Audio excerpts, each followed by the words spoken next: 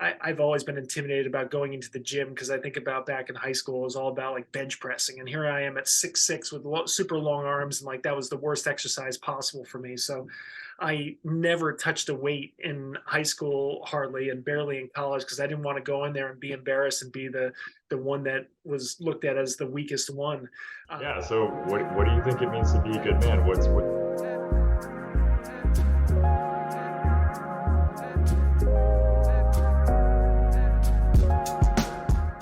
um so I'll kick it off. We have a couple of core questions we ask everyone.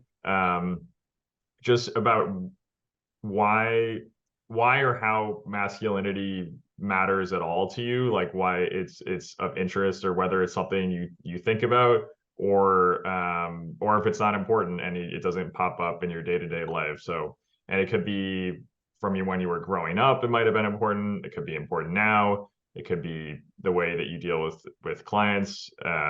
Just wondering if it's played a role in like how you think about yourself, or like bring yourself to your life in the day to day. I mean, it certainly has, and it's evolved an awful lot over my life. But growing up as a kid and getting being involved with sports and stuff like that too. I always loved sports. That's what's kind of helped to turn me into who I am. Hmm. And so in this competitive world, especially as you get further and further along in levels, you know, whoever the big dog is or whoever is the best athlete is like who we all strive to want to be because that felt like it gave you good social credibility or whatever. And again, strength was a big thing. Like you didn't want to be somebody easily picked on for whatever being a weaker individual. And these are all the scenarios that play themselves out in middle school and high school with you know testosterone fueled youths.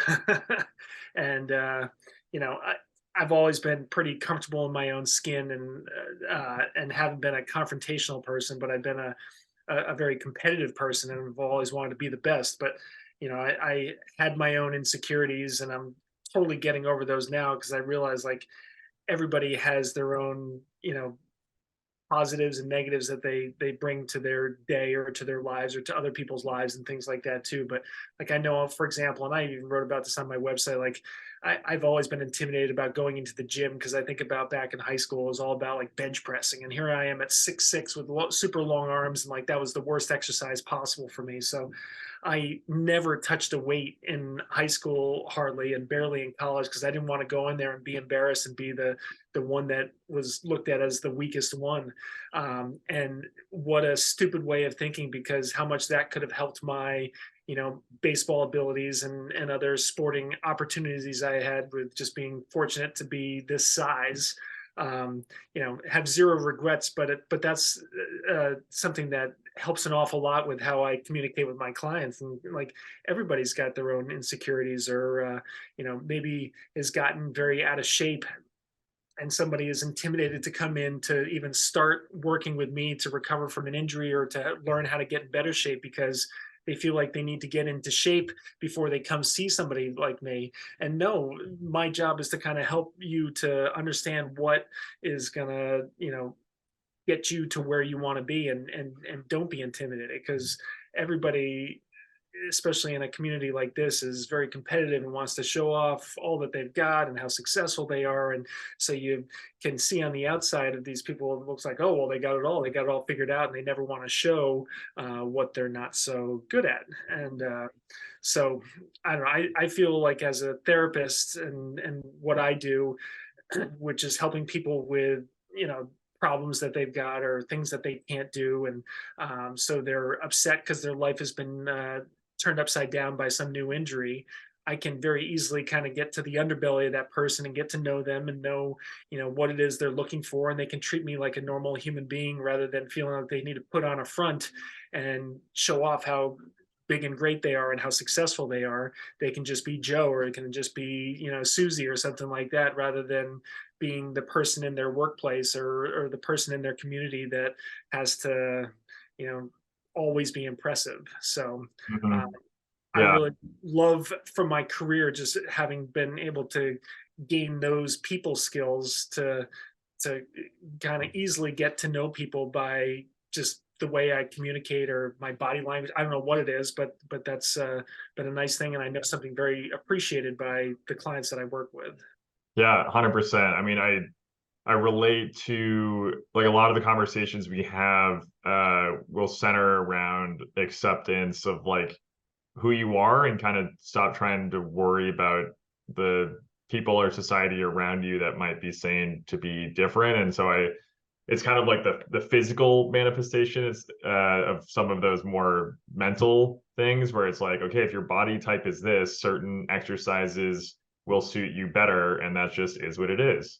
Hmm. And to not kind of contort yourself into different paths or positions that don't serve you, and then also like getting yourself out there even when it's not perfect.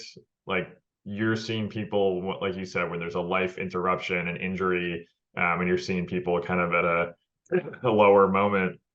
I'm curious if like if there's a difference you've noticed with like male clients, if there's an injury, if there's a different kind of like frustration or urgency or like difficulty in like being weak for that moment, like not being able to lift or be as strong, like versus your female clients. Like, does that change your approach at all, or do you notice that with certain clients that you might have to adapt?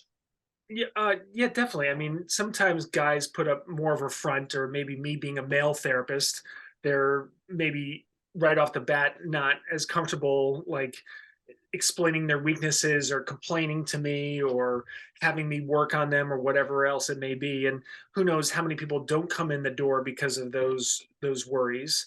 Um, but pretty quickly, I'm able to easily find some relatable territory with somebody to put them at ease, or to you know you know give an analogy that's relevant to them, to help them realize that, okay, this guy knows what I'm talking about, he's had some similar stuff too, so let's trust this and go with it.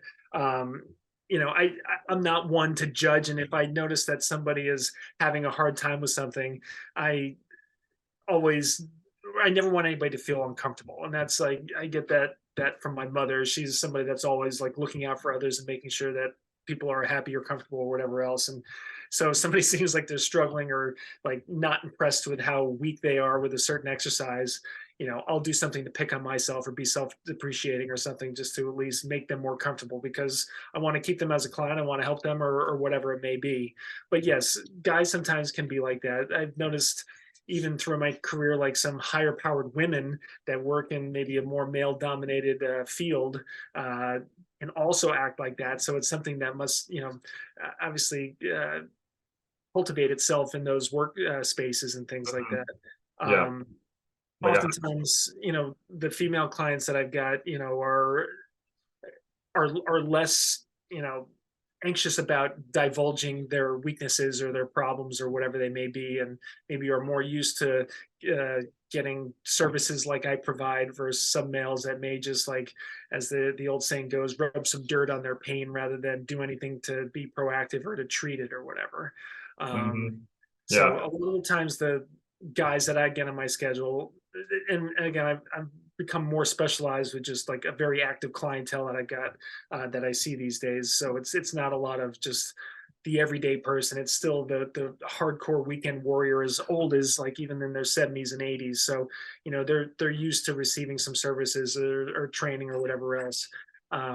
But sometimes the guys don't come in until they're much later in life, and they've already had like 7 or 8 things going on over the years that they've never addressed. So they come in a big hot mess and stiff and tight and can't really do much anymore. And then you see a little bit of depression kicking in about, like, all right, I'm 60, 64, 65 years old, and getting into retirement time, and my body feels like crap, I need a joint replacement, or I can't do this stuff anymore. And that's definitely affects them mentally and gets them worried about, like, the golden years or the next step in their life, like post work, and kids being out of the house and things like that too. But anyway, I feel like I'm getting off on a tangent, but everybody's a little bit different, but there are certain things that are relatively consistent.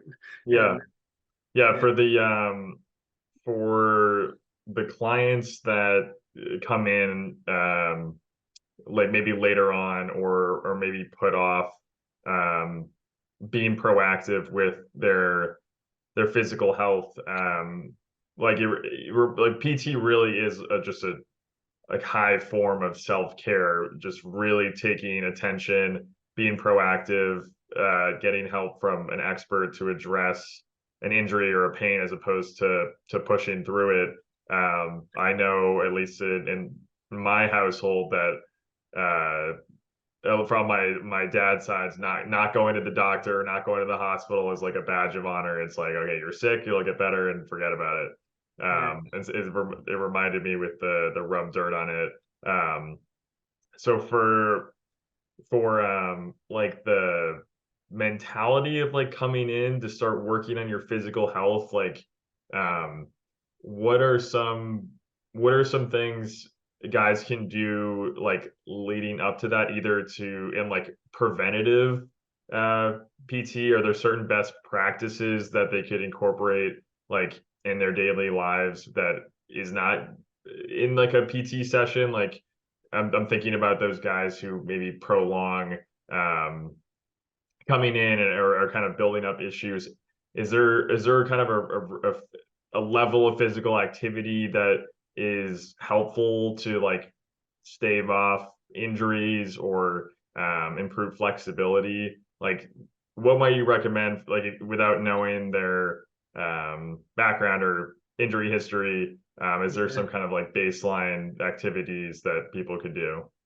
I mean, there certainly is, but even stepping back a moment, like with most often that people that are coming to find me, or especially in the past, and as I've gotten further into my career, people are recognizing the benefits of coming to see me before they're injured, or like trying to understand like a better way of exercising themselves. They've done it one way for their whole life, and they continue to have pain or have problems, and like, all right, how do we adjust what I'm doing to stay fit because I want to prioritize my health? How do I do it better?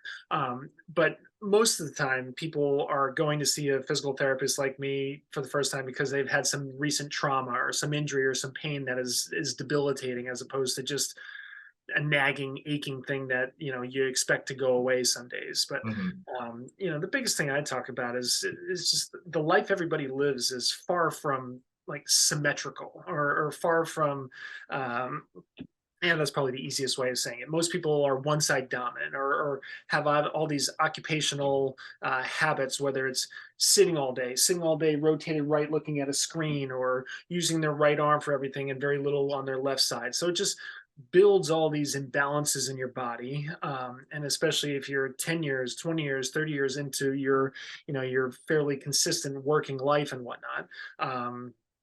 All those little things kind of chip away and erode you unevenly. So thinking about like the way you live your life, if you're somebody that's a desk jockey and sits behind the car all day long and sits at a computer and is all crunched and hunched and tense and tight from your work, that person might just default to doing crunches and sit-ups and push-ups all day long because that's what they know is exercise that maybe they did when they were younger. But that would be the absolute worst thing that they could do, because you're further patterning that person into, or themselves into, the position that they're stuck in all day. And so they may have pains from being stuck in that flexed, crunched position all day. So why exercise further into that position, if you get my drift? So somebody like that sits a lot should be working on the backside muscles of their body. So standing and walking more, and maybe carrying some heavy weights around that force them to be upright when they're walking, or doing pulling or rowing exercises, and thinking, if your anterior part of your body is tense and tight, you've got to strengthen the backside of your body to counteract those imbalances. If your whatever, right leg is very strong and your left leg has never been anything great, and you do all your life's duties of like stepping up onto a big step with your right leg every time, you got to start doing some of that stuff on your left side to balance yourself out, and minimize the chances of one weak side leading to a back problem due to that major imbalance, or whatever it may be. So I think the biggest thing is each person needs to just kind of sit back and take a look at what their tendencies are, okay, and if they are spending an enormous amount of time in one certain position, they got to think of what maybe the opposite of that be, like sitting versus standing, or uh, you get the idea, Yeah. and try and counteract that. Women can be a little bit different. You get a bit older, you hit menopausal women and whatnot, they lose the hormones in their body that maintain their bone density, and if you are a thin person and have you know a propensity for weakened bones, then you've got to think about doing more weight bearing exercise, more strengthening exercises. That would be for that situation, which may not be your viewers because this is for a guy's talk. Um, Other things, some people are very limber and very flexible. A person like that might be great at doing yoga, and they do a lot of yoga or other stretching related things because that's what they're good at, and that's what they know. But that might be, there's probably the worst thing for them. They should be strengthening and gaining more joint stability to counteract all the hypermobility that they have. Your people that are very stiff and tight that do a lot of weightlifting are probably having a lot of muscular and soft tissue pains because of how tight their body is. They would Mhm. benefit more from an exercise session. Would be foam rolling for a while, would be stretching, would be doing yoga, getting massage, things like that to counteract what their body type is like. Yeah, no, the concept of balance is such a good reminder to take stock and like where the imbalances live in your life. I'm thinking now with my computer setup, I have one monitor on the left and then one in the middle, so I'm always kind of like turning over to the left, Yeah. or like at the with the knee injury, favoring the right leg, which is only strengthening the right leg even more and contributing to that imbalance. So it's a good reminder to take stock in your life and like think about the position where your body is physically for most of the time and what kind of exercises you could do to counterbalance that. Um, and then I also wanted to ask you about, so like when you're working with someone and uh, you see and they feel physical improvements, like what effect does that have on their mental health when they, I don't know, fix the knee or fix the shoulder pain or get rid of the back pain? What do you see like the mental effects in the clients? Honestly, that's huge. That's what makes me tick. It's like, so I love more than anything in life helping people to get better and feel better, because that little dopamine hit I get from a compliment means a ton to me. And that's what kind of fuels me in my life. And so that's what I'm wanting my customers or clients to get. And yeah, it's life changing for people, especially somebody that like has an ACL injury. Okay, so this is something I've kind of specialized in my whole career, is just helping people from the lowest of their low and getting them back on the field to what they wanted to do, whether it's a high school soccer player or a 60-year-old adult soccer player or something like that, that just likes, doesn't want to give up on what they love. So when you hit that or have that injury and you have that low point and you're worried about not getting back, uh, and then you get them there, just you've got a friend for life in a lot of ways, or somebody that is always going to trust in you to kind of guide them well as far as their health and fitness stuff goes. So that's huge for me. But no, I know what it feels like to be injured and to not be able to do what I want to do, and it's a lousy feeling, and it's I say all the time, like, I'm fine being lazy and not getting a workout because I don't feel like doing it. It's a different story if I can't because something hurts. That makes me upset and, like, you know, pace back and forth in the house and like get frustrated. So Hmm. having an outlet for all the stresses in the world, everybody's got their different ones, and exercise is a healthy one. Yeah. Some people take it to an unhealthy level, but in a community like this, exercise is a big piece in maintaining people's mental health. So it's not just because they're happy to be back on the field; it's because they've got their outlet back. Yeah. Yeah. And I think like one of the few times we've like broached the subject of like physical health and exercise was trying to find a balance between or like more investigate the reasons why you're exercising. I think sports are amazing for like a sense of team and purpose and movement. We've talked a bit on our channel about the gym. Like, are you going to make your body feel good, or to like makes get back at someone or be bigger and stronger than someone for like reasons that may not be like the healthiest for you? So it just reminded me of that a bit. I guess last question I wanted to ask you was about like the you mentioned like getting back on the field. Like, where do you see the significance of sports in either your mental health or clients' mental health? Uh, it's different for everybody, and you know, some people have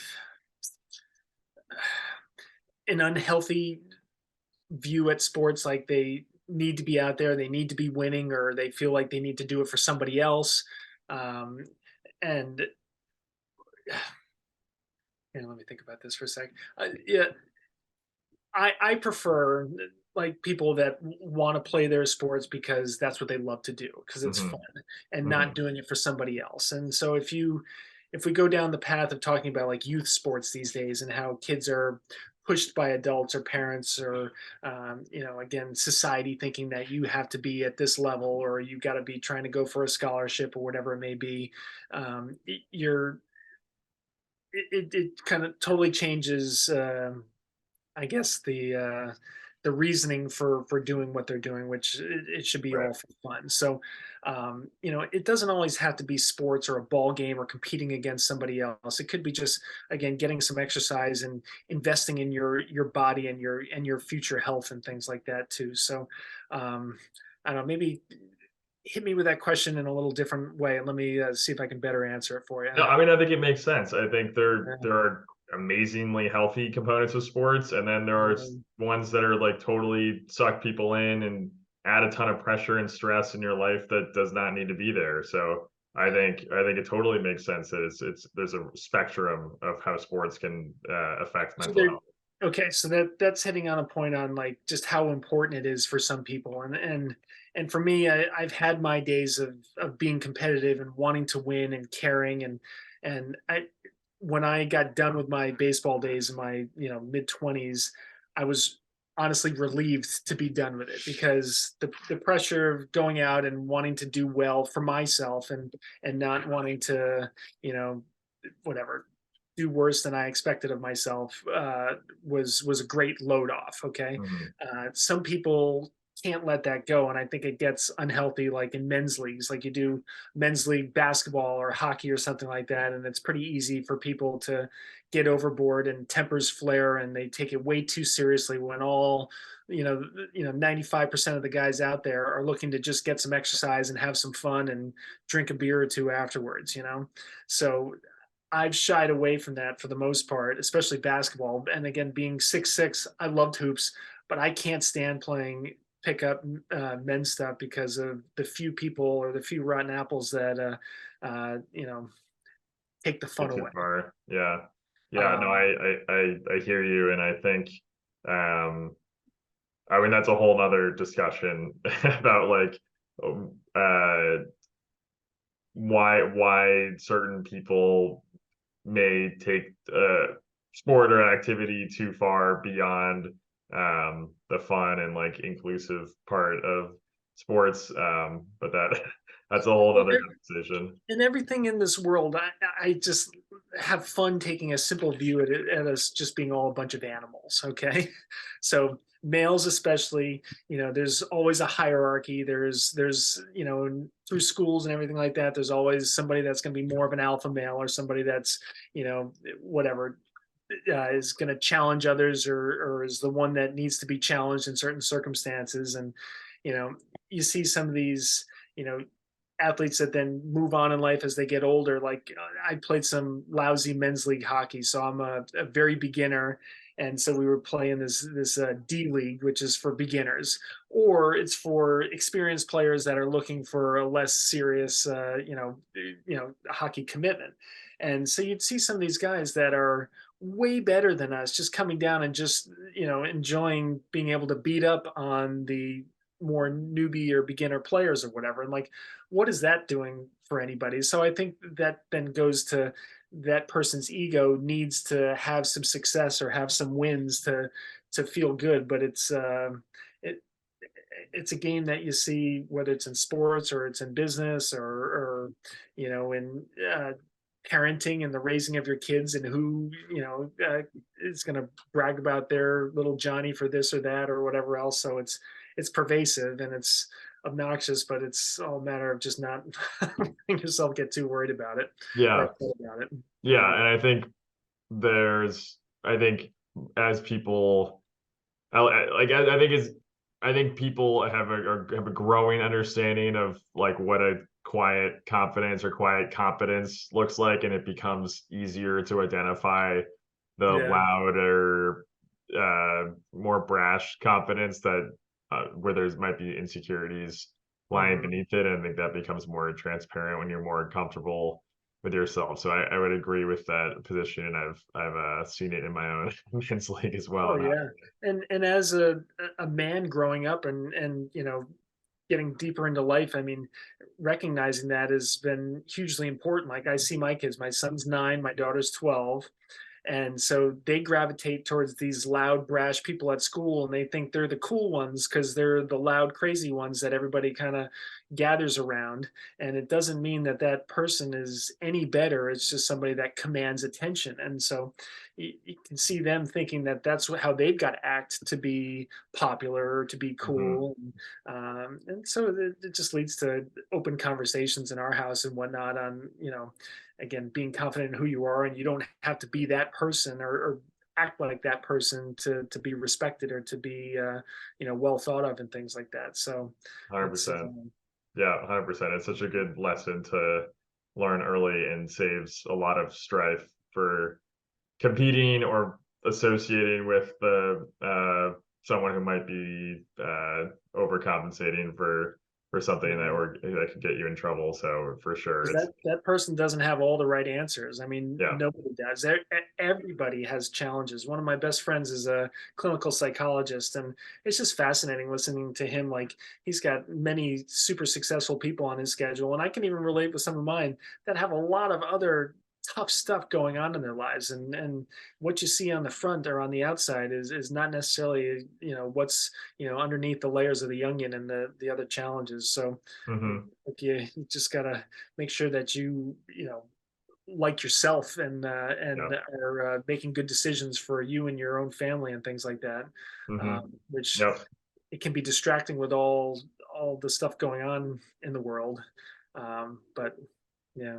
Yeah, and it takes a lot of strength to kind of peel back the onion and show others.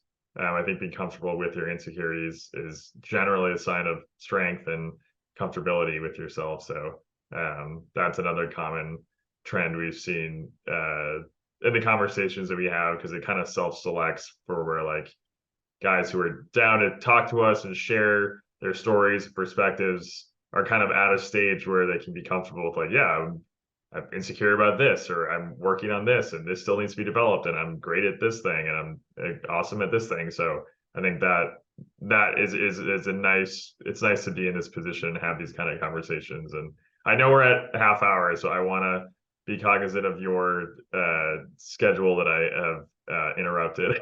Yeah. But I so appreciate the conversation and what you shared. I think the tips and advice and the perspectives will be super valuable. Yeah. And All right. thanks, Well, thank Jeff. you It for the was time. really And good.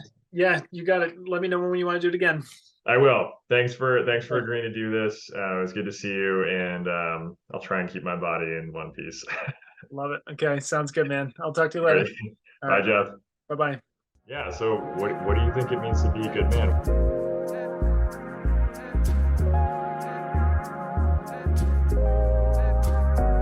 I don't think there's a single definition.